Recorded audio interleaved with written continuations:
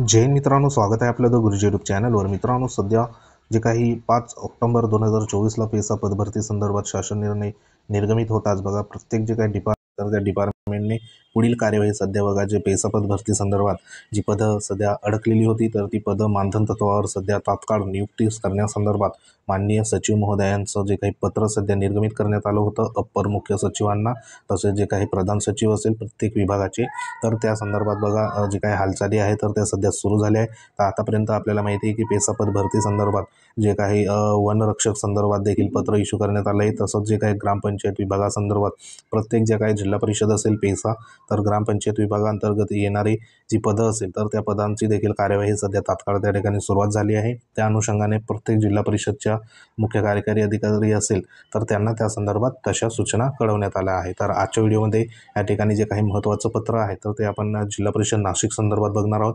तर नाशिक जिल्हा परिषदचं देखील 5/10/2024चं हे पत्र आहे आणि हे कालमर्यादित पत्र असणार आहे। अतिमहत्त्वाचं जे काही तातडीचं पत्र आहे, तर हे पत्र बघा कोणाकोणाला दिलं आहे, तर सदस्य सचिव जिल्हा निवड समिती जी आहे ग्रामपंचायत बघा या ठिकाणी उपमुख्य कार्यकारी अधिकारी ग्रामपंचायत, त्यानंतर दुसरं जे आहे जिल्हा निवड समिती या ठिकाणी जिल्हा कार्यक्रम अधिकारी, त्यानंतर तिसरं जे आहे ते जिल्हा आरोग्य अधिकारी जिल्हा निवड समिती, आणि चौथं जे आहे ते पशुसंवर्धन संदर्भात आहे जिल्हा अधिकारी जिल्हा निवड समिती।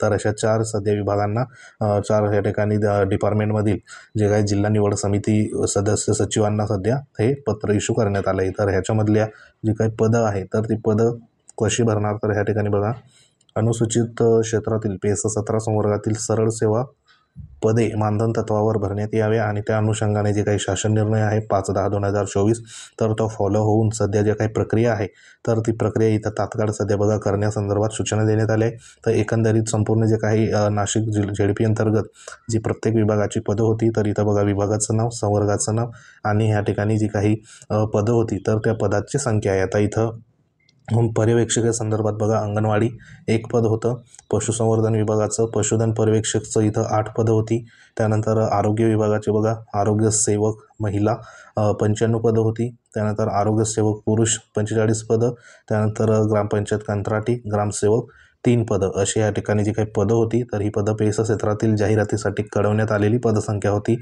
सदरच्या ज्या काही नेमणुका आहे तर त्या नेमणुका सांगितल्याप्रमाणे जी सध्या सर्वोच्च न्यायालयातील दाखल असलेल्या जी काही याचिका आहे तर त्या याचिकेच्या अंतिम निर्णयाच्या अधीन सध्या देण्यासंदर्भात ह्या कारवाई सध्या करायची आहे आणि सदर कारवाईत वेळ न होण्याकरिता किंवा वेळेत न केल्यास बघा पुढील आपणास बघा परिणाम व्यक्तिशः जबाबदार असणार आहे असं देखील इथं सध्या देण्यात आलं आहे। आणि संदर्भीय शासन निर्णय व शासनपत्र आपण मागे बघितले, त्या अनुषंगाने इथे नोडल अधिकारी जिल्हा परिषद नाशिक तर यांनी सध्या इथं पत्र हे इश्यू करण्यात आलं आहे। आता ह्याच्यावरती जी काही कार्यवाही असेल तर ती तात्काळ सध्या होणार आहे आणि त्या अनुषंगाने जी काही संपूर्ण आपल्याला माहिती आहे की कार्यवाही कधीपर्यंत होणार, तर इथं जी काही डेट देण्यात आली तर इथं बघा जे काही नियुक्ती प्राधिकारी आहे तर त्यांची नेमणूक कधी होणार आहे तर 7/10/2024 पर्यंत करायची आहे आणि संबंधित नियुक्ती प्राधिकाऱ्यांनी 8/10/2024 पर्यंत बघा मानधन तत्वावर या ठिकाणी नियुक्ती आदेश त्या पात्र उमेदवारांना त्यांना सध्या द्यायचं आहे आणि त्यांना तात्काळ पदावर हजर करून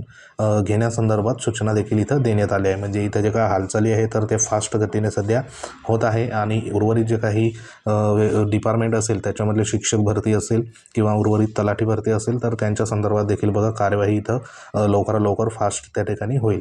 तर असे जे प्रत्येक जे पेसा जिल्हा परिषदमधल्या ज्या 17 संवर्गाच्या पदं आहे तर त्या संदर्भात बघा पत्र इश्यू होईल। तर त्या संदर्भात आपलं टेलिग्राम चॅनल तुम्ही जॉईन करा, जेणेकरून तुम्हाला लेटेस्ट ज्या असे अपडेट असेल तर ते तुम्हाला वेळोवेळी आम्ही पोचवत जाऊ। तर हे पत्र देखील आपल्या टेलिग्राम चॅनलवर तुम्हाला अवेलेबल होऊन जाईल। तर ही जी माहिती होती तर ही जिल्हा परिषद नाशिक संदर्भात होती। तर उर्वरित जे काही 13 पेसा जिल्ह्यांपैकी जवळपास जे जाहिराती येईल किंवा जे सध्या बघा पुढील कार्यवाही संदर्भात पत्र येईल तर ते तुम्हाला वेळोवेळी आम्ही आपल्या यूट्यूबच्या माध्यमातून तसं टेलिग्राम चॅनलच्या माध्यमातून वेळोवेळी तुम्हाला अपडेट देऊ। त्यासाठी चॅनलला आवर्जून सबस्क्राईब करा, इतरांना देखील शेअर करा आणि जे काही टेलिग्राम चॅनल असेल व्हॉट्सअप ग्रुप असेल तर तो नक्कीच जॉईन करा, लिंक व्हिडिओच्या डिस्क्रिप्शनमध्ये देण्यात आली आहे। तर ही एक महत्त्वाची अपडेट होती। तर संपूर्ण जे उमेदवार असेल तर त्यांनी आपले डॉक्युमेंट आहे तर ते डॉक्युमेंट एकदा चेक करा आणि डॉक्युमेंट घेऊन सध्या तयारीत राहा, जेणेकरून जे काही कार्यवाही असेल तर ती तातडीची आणि अति महत्त्वाची सध्या बघा असणार आहे। तर हे एक लक्षात असू द्या. तर सध्या तरी ही एक महत्त्वाची अपडेट होती.